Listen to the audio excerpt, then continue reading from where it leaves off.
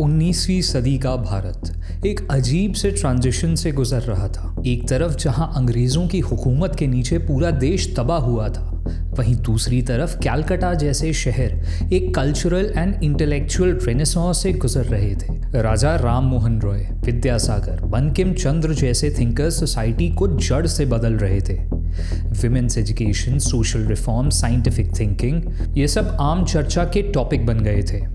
But इस सब के बीच बदलते नक्शों और बदलते विचारों के नीचे देश की स्पिरिचुअल हार्टबीट अभी भी जिंदा थी। देश में गंगा अभी भी बह रही थी, मानो याद दिला रही हो जो सत्य है वो शाश्वत है। और इसी सब बैकग्राउंड में 12 जनवरी 1863 को कलकत्ता के शिमला स्ट्रीट पर एक बच्चा पैदा होता है, नरेंद्र नाथ दत्ता। यही बच्चा एक दिन दुनिया को अपने शब्दों से हिला देने वाला था, उपनिषदों और वेदांत का नाम कोने कोने में फैलाने वाला था, एंड जिसे दुनिया स्वामी विवेकानंद के नाम से याद रखने वाली थी। ये बस एक मंक की कहानी नहीं है, ये एक सीकर, एक डाउटर, एक रिबेल की कहानी है जिसने हर चीज को क्वेश्चन करा एंड अंत में हिमालय की उस चोटी को प्राप्त कर लिया जिसे शायद ही कोई छू पाता है, निर्विकल्प समाधि। मेरा नाम है ऋषभ एंड आप देख रहे हैं द ईस्टर्न लेंस।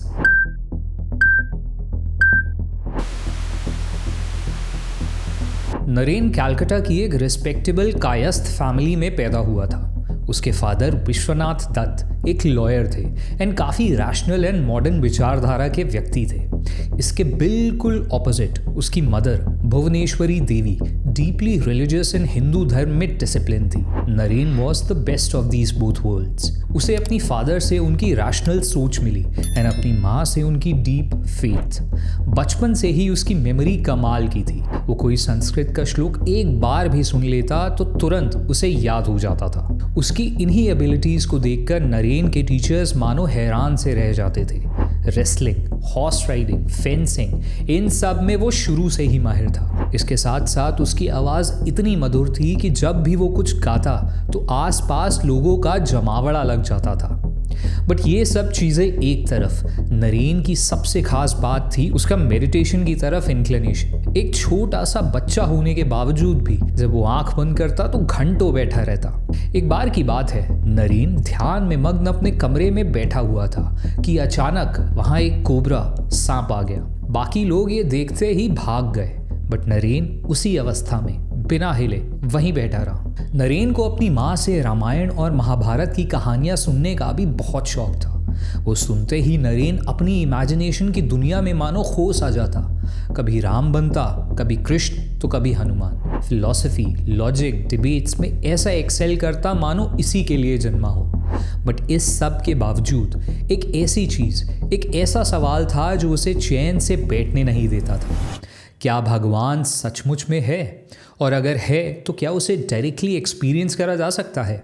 और यही सवाल उसकी ज़िंदगी का टर्निंग पॉइंट बनने वाला था, क्योंकि किस्मत उसे मिलाने वाली थी उस एक ऐसे गुरु से जो उससे ये कहने की हिम्मत रखता था, मैंने देखा है ईश्वर को, और अगर तुम चाहो तो मैं तुम्हें भी दिखा सकता हूँ।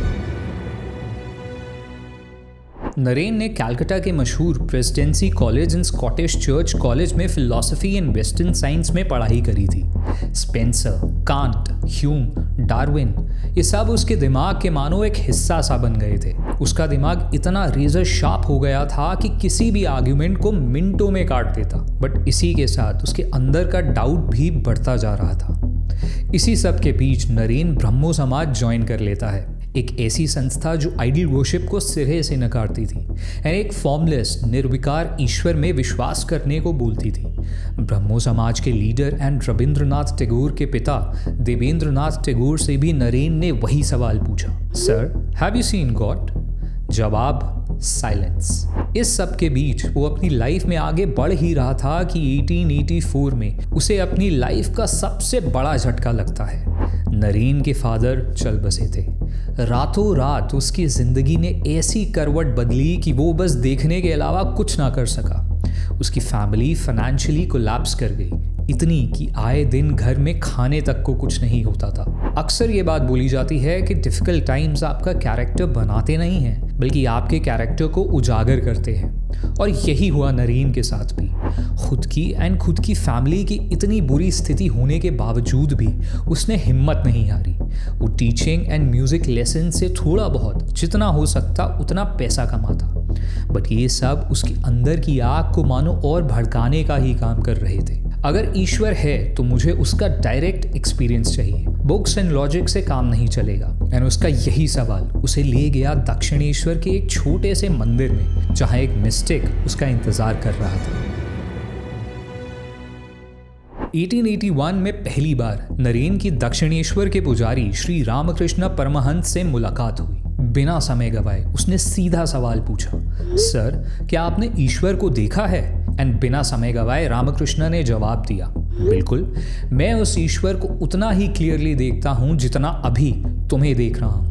इस जवाब ने नरेन को मानो हिला के रख दिया।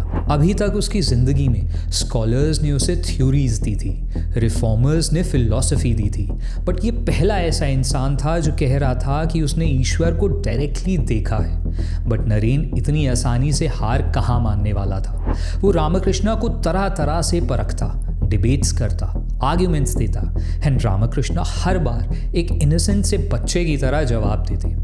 एक दिन की बात है जब नरेन सबके सामने एक भजन गाता है एंड उसे सुनते ही रामकृष्ण समाधि में चले जाते हैं। दूसरे दिन वो नरेन को बस हल्का सा टच करते हैं एंड इमीडिएटली नरेन की पूरी दुनिया गायब हो जाती है। सिर्फ लाइट, एक इन्फिनाइट ओशन ऑफ कॉन्शियसनेस बचती है। डर के मारे नरेन चिल्ला पड़ता है, stop, what are you doing to me? And Ramakrishna मुस्कुराते हुए बोलते हैं, अभी नहीं, माँ तुम्हें समय आने पर सब दिखाएगी। एंड वो समय आने वाला था जब रामकृष्ण उसे देने वाले थे उसकी लाइफ का सबसे बड़ा तोहफा, निर्विकल्प समाधि। 1882 से 1886 तक रामकृष्ण ने नरेन को पूरी तरह से एक मिट्टी के पुतले के भांति शेप करा। वो कभी उसे प्यार से समझाते तो कभी हार्ड टफ ट्रेनिंग के जरिए उसकी परीक्षा लेते। शिव ज्ञाने जीव सेवा, जीवों की मदद में ही शिव ज्ञान बसता है। इस मंत्र को उन्होंने नरेन की कोटि कोटि में मानो बसा सा दिया। ऐसे ही एक दिन रामकृष्ण ने अपना हाथ नरेन के चेस्ट पर रखा और मानो सब कुछ डिसॉल्व हो गया। नरेन ने इस एक्सपीरियंस को बाद में याद करते हुए बताया, मैंने देखा कि पूरा यूनिवर्स गायब हो गया था, सिर्फ एक इन्फिनाइट लाइट का समंदर सा था और मेरा मैं, अहम, एक सॉल्ट डॉल की तरह उस समंदर में समा गया था। नरेन अब उस चोटी पे पहुंच गया था जिसे शास्त्रों में ब्रह्म ज्ञान बताया गया है, जिसे हर धर्म में संतों ने, ऋषियों ने, पैगंबरों ने उपलब्ध किया था, निर्विकल्प समाधि। एक और दिन की बात है, नरेन ध्यान में मग्न था जब उसे अपने सर के पीछे एक लाइट महसूस हुई, एज इफ कि किसी ने वहां एक टॉर्च रख दी हो।